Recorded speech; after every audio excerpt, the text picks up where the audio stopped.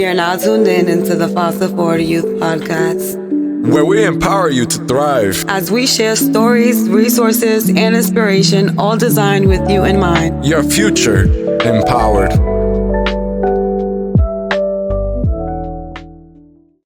Welcome to the Foster Forward Youth Podcast. My name is Renny. I am a youth leader here at Foster Forward, and I welcome you to our newest podcast studio and our special guest. My name is Enrique Sanchez, the Representative for House District 9 here in Providence. Enrique, thank you for being here today. Thank you for having me. How are you today? Very well. The weather's nice outside. Absolutely. It doesn't feel like the fall. Yeah. It feels like summer, right? It still feels like summer. Yeah. For October, huh? Pretty much. All right. Well, let's get started. Tell us a little bit about yourself. Where are you from, and what's something you people might not know about you? My family is from here, from Providence. I was born in Providence. My family's from Mexico. I was born here. I spent also time growing up in the Midwest in Iowa, a very rural state. And my mom lives out there. My dad's side of the family lives here in Providence. So it's good to be back in Providence. Oh, that's really cool. So what brought you back to Providence? Just was wanting to do a different change because I was out there for many years before coming back here. And I wanted to finish my studies and try to start a career here as well. Nice. So when you're not busy with politics, what do you like to do for fun? For fun, I like to play soccer. I like to play sports. I like to watch movies as well. Go to the movies if I go by myself sometimes. If it's like a history or like government political movie, I go to the movies even if no one wants to go with me. And I like to travel as well. I've done a bunch of traveling. That's a lot of fun. So let's get a little bit personal over here. So when you were a young boy, what was something that influenced you when you were growing up? Reading a lot about local government, watching films of history, biographies of important leaders in our in the past centuries. Also, my experiences traveling and seeing a lot of like poverty, injustices in other countries. Also persuaded me, motivated me to make a change and do something for my community as well. And my past experiences have led me to making the decisions that I've made today. Is your passion and your interest in when you were a kid, would you say that influenced you to get into politics?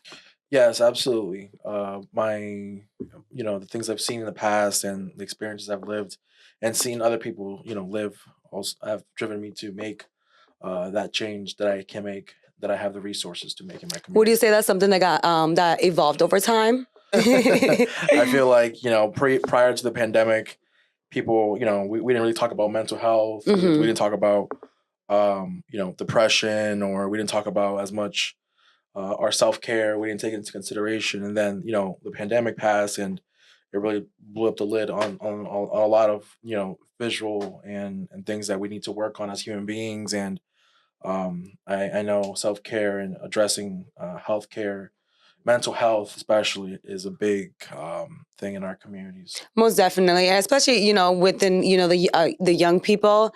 I'm a young person, and I'm sure you're a young person as well. How old are you, if you don't mind me asking? I just turned 28.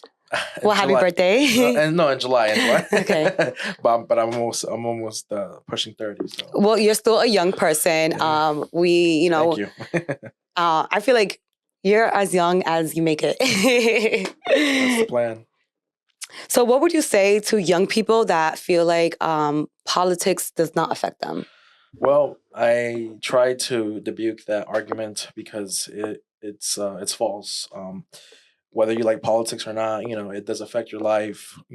We have the ability in the state house, for example, to raise wages, raise salaries, raise the minimum wage.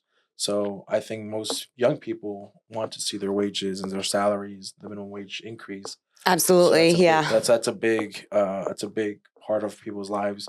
Also, like the rents and the mortgages and taxes and property taxes. Also, like health insurance, car insurance. All those things are determined based off like policy that we make at the state. They come hand in hand, and they do affect young people. You know, as a young person, transportation is a really big part of my life. Yeah. And housing and working, having a job. Yeah. So, what would you say to someone that wants to get involved in politics?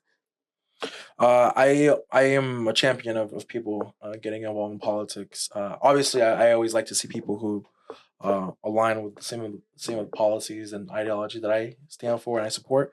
But I'm always happy to support those other folks. I'm helping school board member candidates run for office right now for the general elections. The first time in Providence history that school board members can run for office, and so I'm supporting 5 candidates, and I want those 5 candidates to win their races. Thank you for sharing. And if a young person wants to get involved in politics, where should they start?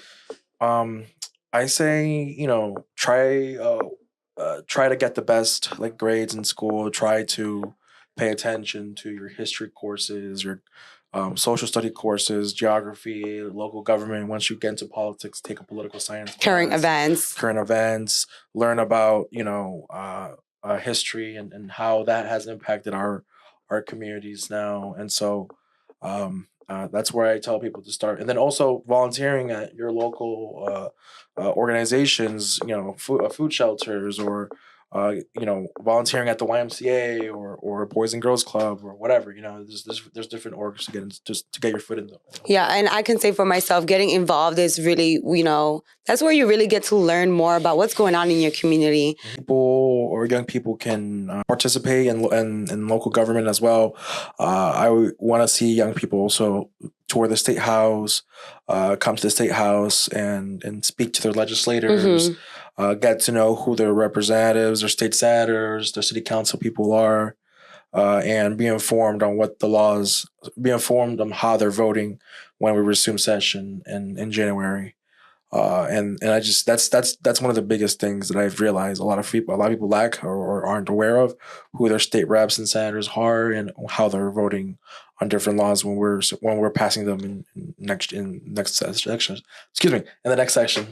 So with Election Day coming up on Monday, what are some key issues young voters should watch out for on the ballot? Yeah, so right now we're trying to see where like the school buildings and like trying to improve our school buildings, and there's a bunch of there's gonna be some questions on the ballot, and I encourage people to vote yes on allocating specific amount of funds to do some reconstruction for our school buildings in Providence and other parts of the state as well. And so that's one important question. Then also another one on the ballot comes to mind is the something called the Constitutional Convention, which is something that do want to see something like the right to education get passed, but not through this question, not through this specific question, because it puts at risks, for example, like abortion rights, same-sex marriage rights as well, and it gives more power to like those who don't want to see women have reproductive rights. Absolutely. So I tell folks just to be aware of those questions. Okay, great. And what would you say about a lot of young people struggle with housing, homelessness, and kind of just getting their life started? Is there something on the ballot that you would say that can impact our young people? Yeah. So when it comes to like housing questions or wages, there's something on the ballot where there's going to be an opportunity to vote for the infrastructure parts of the federal government's plan to push for more affordable housing. I encourage people to vote yes on that question. I think I don't know exactly what the number is, but it's one of the last questions. I think it's question 3. Is it? Yeah. Okay, yeah. so it is question 3. Yep. So I encourage folks to vote yes on that specific question because it improves, makes housing more affordable, expands like zoning laws and to make more to spread more inventory and allow for developers and government agencies to build more housing, affordable housing. Absolutely. And, as a young person, I feel like housing is a really big issue, especially for me. I have dreams of buying a house, but the housing market, especially as a young person with, you know, there's so much prerequisites that come hand in hand when it comes to buying a house. So definitely that was very informative. Yeah, no, yeah, it's tougher now to buy a house for many people because interest rates are so high, property taxes are so high, and we're struggling to build housing, which we're tackling the housing crisis now, but we're left behind. We're kind of behind, and we got to catch up. Yeah, yeah, most definitely. Hmm. So we're about to wrap this things up a little bit. What would you say to a young person that wants to vote, but they're not registered to vote? What kind of steps do they need to take? Yeah, so I would say that it is a little too late to register. It is late to register to vote, but for the next election in 2 years, for like the general elections here, we're gonna have an opportunity to vote for a new governor, a new mayor, new secretary of state, treasurer, primaries, and Hmm. general elections in 2 years. I say to get registered now For for like this. would you say for local? But how about for the presidential election? For presidential, yes. Um, they would have to go to the Secretary of State's office and request something called an emergency application, I believe, for that. Yeah. Okay. With the election coming up, what's one message you'd like to share with young people today about their role in shaping our future? So I would say that there's a lot on the line in this election coming up, and that people need to vote with their conscience and to vote because a lot of policies are putting in place for next week, and I hope people know who they need to vote for. Absolutely. You know, as a Yeah. young person myself, I am a registered voter here in Rhode Island. I am excited and I'm ready to vote on Tuesday. Hmm. And I encourage you all to vote.